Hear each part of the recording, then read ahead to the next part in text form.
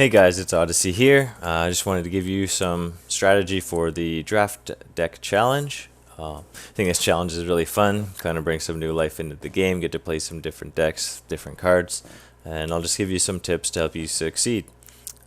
So what I usually go for when I'm playing this challenge is picking cards that are really versatile, cards that are good in various situations, and that aren't hard countered very easily. So cards I like would be Musketeer, Archers, Mega Minion, Ice Golem, things like that. Cards that I avoid picking are cards like the Minion Horde, simply because Minion Horde, it's not very good. Like if that's like your best card in a starting hand to play, it's not very good. It's easy countered, can be stalled really easily under a tower and killed without doing any damage. Killed by most spells. Other cards would be, I don't really like the Miner. I think Miner is usually best used when you build a deck around him. Sort of similar to Poison, I'd say. Because if you pick Poison, and let's say you don't have Miner, it's hard to keep units in the Poison because you have nothing really to distract them. Unless they have a building that you can poison as well. But usually I just find Poison kind of falls short of getting value unless you have something like the Miner in the deck. Other good cards. So because in the draft, like a lot of you know, you pick one card goes to your opponent. So not only are you considering what cards you want to play, but what cards you want to give to your opponent. And you want to make sure to remember that so that you can save your counters and it will affect some of your picks in the future. So good cards to give your opponent are Mirror, Rage, Clone. They're really not versatile cards. It's also good to kind of stock them up on buildings. So if you can give them like a cannon and a bomb tower, plus if they have some spells, like then there's just opportunity for them to have really bad hands. I think so. Good cards for you to pick would be like Knight, Minions, Ice Wizard is really strong, Valkyrie is really strong, Musketeer is really strong. Other cards that aren't that good that you could give to your opponent would be like Dark Prince, Baby Dragon, and Inferno Dragon. Thing is, they can be good cards in the right decks, but in draft mode they're kind of subpar, and they're overshadowed by a lot of other cards. Can also be hard to play siege decks. I usually try to avoid either picking Mortar or Expo. Bowler is a really strong card. Barbarians are good. Elite Barbarians are good. Prince can be pretty good. I usually pick the Royal Giant as my wing edition if I get the chance. The reasoning is I think it's harder to counter than something like if you pick the regular Giant or like Giant Skeleton or Balloon. Because it has a longer range, it also can help destroy buildings. And it's easier to support, so your supporting troops will be on your side of the field. Whereas with the Giant, your Giant kind of pushes and your supports go with it onto their side, and they drop troops onto your supporting troops, kill it, and then kill your Giant. Another thing to think about is you can kind of load up your opponent with high elixir cards if you get the chance. So if you give them like Giant Skeleton and a Giant, and and then they have like a bomb tower, and then they have like a couple spells, then they just are gonna have like horrible hands. Not much to do, not very good defense, and very expensive cards. Cards like the Lava Hound and P.E.K.K.A. Sometimes it's better to just give those ones to your opponent. They're really hard to make a deck around, and they're fairly easily countered. You're most likely going to have multiple anti-air units for things like the Lava Hound. So, we'll just go into a few matches here. I'll go over a couple of the drafts, explain my thought process. So, Mega Mania is a card I pick every time. Give them arrows, that's fine. Again, we're never given the option of more spells. So here I opt to take Zap. I think it's more versatile than Lightning, and now I'm loading him up with spells, and I figured it's better to load him up with a more expensive spell. Then I picked the Royal Giant as my win condition, and gave him a Mini P.E.K.K.A. I think Mini P.E.K.K.A. is a little underwhelming currently. And then I picked Ice Wizard over the Princess.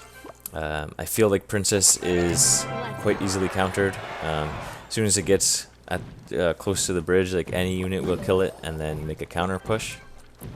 And the Ice Wizard is just super strong on defense, slowing units, fairly tanky. And so my opponent has a Mortar, my Royal Giant. I won't go into the full length of the game simply because I'm more focused on the draft aspect. I think a lot of games are won in the draft phase, not necessarily playing at the game, because as long as you don't make any horrible mistakes, just play your game. Like it's more about how your deck lines up against theirs.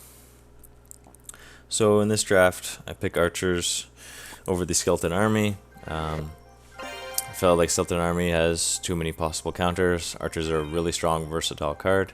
I don't like Poison or Lightning really, but I felt like Lightning has the possibility of generating more value. For example, hitting his Witch in a tower. I also think Prince is pretty strong in the draft mode, so I picked Prince because I thought it could be pretty good. He's pretty good defensively, and then turns into a pretty strong counter push. And then the option was Bomb Tower or Goblin Hut. So I'll give the opponent the Bomb Tower, take the Goblin Hut, because Goblin Hut works as a distraction to place in the middle, but also spawns goblins that can help support a push or trip damage. Going to another draft. So here, Inferno Tower or the Prince. So because this is the first round of options, I don't like to really pick Inferno Tower right off the hop. Let's say if it was like my third or fourth pick and I had just given them, a tank, then I would recommend picking it. But in this case, I just feel Prince is a better, well-rounded card, and it's also not like reactive.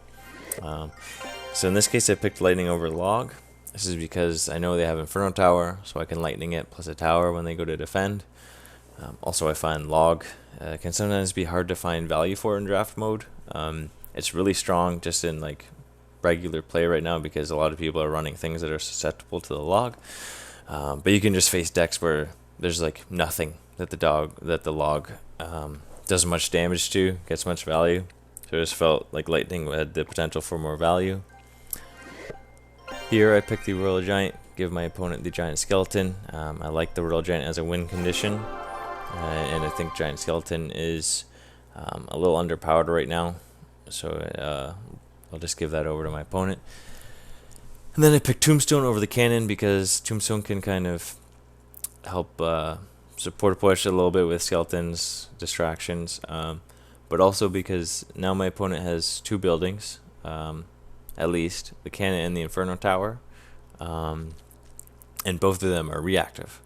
So you place them when they're pushing, instead of wasting the timer, right? Whereas Tombstone can be played proactively. Like you place it down, it spawns skeletons, it can still kind of get some value. It's not horrible. Whereas if you place his Cannon or Inferno Tower, like you can just wait it out. And yeah, so he's got two buildings now, plus a Giant Skeleton, and the Log as a spell. Like if he picked like another spell or like another building, he's got like a really bad deck.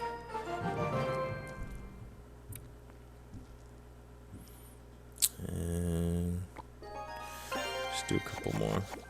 So here I pick guards instead of the Inferno Dragon. This Inferno Dragon is a little weak, and placing guards under Inferno Dragon when it's in tower range, it'll just die. And guards is very versatile. And I picked the Log over Poison. For reasons I explained earlier, I just feel Poison can't generate a lot of value. Then I gave my opponent Rage, which is pretty good. So now he has at least two spells already. And I got 3 Musketeers, which in draft mode can actually be quite good. And now I pick Mega Minion over the arrows. And so now my opponent has at least 3 spells.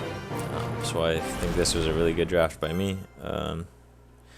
But he did end up getting Musketeer, Ice Wizard, and Bowler, which are all like top tier cards in draft mode. Gave me Elixir Collector, Lava Hound, and some other stuff. So I think he drafted really well. I drafted really well. He ended up winning, but it's fine. So Mini P.E.K.K.A. or Dark Prince. Take Mini P.E.K.K.A. because, again, I think it's better in more situations.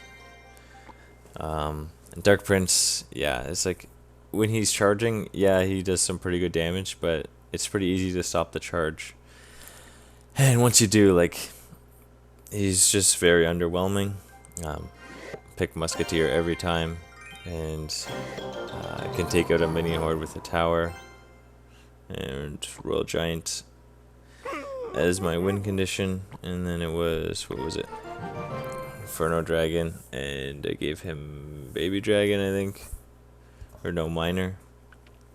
Again, because I just don't like Miner in draft mode. Whoops, this isn't even. Just do one more. So in this draft, I pick arrows over the skeletons. I just feel like skeletons don't do a lot in draft mode. They can be really good in cycle decks, but I just find like they don't really serve a purpose in the draft mode. And arrows can be quite good if they end up getting minions or minion horde or something like that. So it has the potential to just hard counter something my opponent plays for positive elixir trade. And then here we go. So I get to give him a mini horde. I take the baby dragon, which works as a semi-counter to mini horde as well. And now, Royal Giant or Miner. So I pick Royal Giant. It's my win condition. I give him the Miner because you kind of need to make like a specific deck for the Miner. And as you can see, a lot of times, for some reason, Mini P.E.K.K.A. and Dark Prince get paired up a lot. And I'll just take Mini P.E.K.K.A. every time. So those are sort of my thought process and some of the draft picks. I hope this strategy helps you guys succeed in the draft mode. Thanks for watching.